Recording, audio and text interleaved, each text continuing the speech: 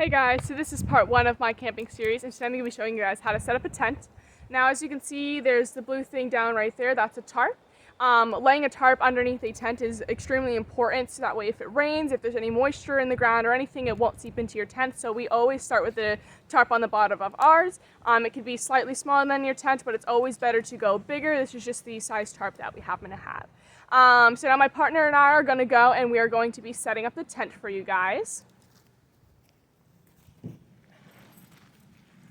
When you set up a tent, it's important to always have your door facing the direction that you want your door to be. It's always easier to just lay it down that way first before you put your poles in, so that way it's much easier to maneuver the tent to where you want it to be rather than having this huge clunky thing that you're moving around.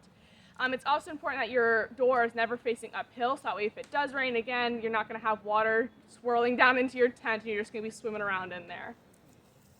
So these are the poles. This is the Rainfly pole, which we're not going to be putting on the Rainfly today since it's not raining outside, but if you think it's going to rain, you're going to be placing that on the top of it when it's built. But these are how the poles work. So there's multiple different lengths, and there's a string inside, and they're just going to snap together, and that's going to be your pole, and then to take it apart, it just unsnaps together. So we already assembled our poles because they're quite long and lanky, but that's just how easy it is to snap the poles together.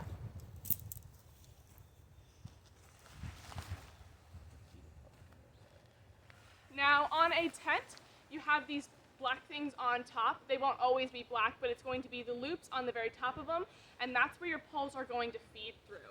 On the ends of the tents, you have little metal keys, keys-ish, and it's just like a pole where your pole is going to be going onto, as the poles are going to be hollow inside with the string. So you're going to be sticking one end of the pole onto your little key thing. Well, sorry, you're not going to be sticking it on yet. You have to feed the poles through first.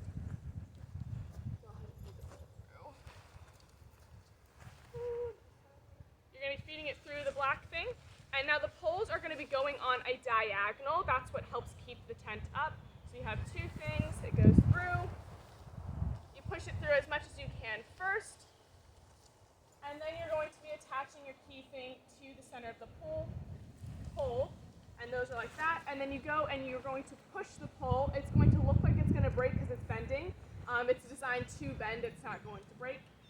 Sometimes your little metal pieces might get stuck on the end of it, or on the end of your holes, in which case you just lift it up, push it on through, and then you tack the pole onto the other end of your little key thing, and so it goes on a diagonal that way.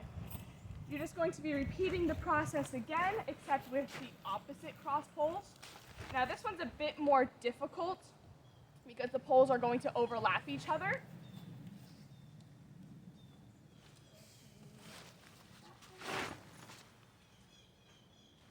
And then you're going to go and you're going to feed it through the loop on the other side.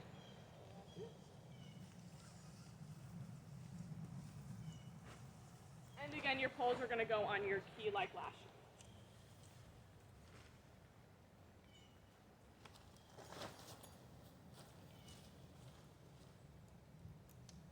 Now most tents have these little clips on the end, and they're just going to go and they're going to clip onto the pole.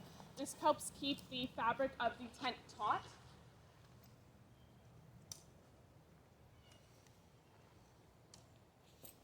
And then from there you can just go and you can stretch out your corners so that way again it is taut. And then we have stakes.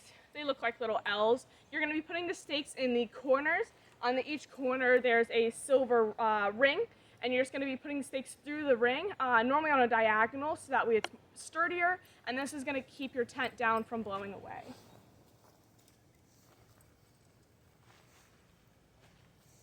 Normally you would do it on all four sides, but just for time's sake, we're only going to be doing it on the front two corners. Now, like I mentioned earlier, it normally comes with a Rainfly. Every tent normally comes with a Rainfly, in which case you'd just be putting it on the top of it, and then it has strings that come down and connect to different holes along the tent wall, and that is what keeps your Rainfly on. All right, I hope this helped. Thank you.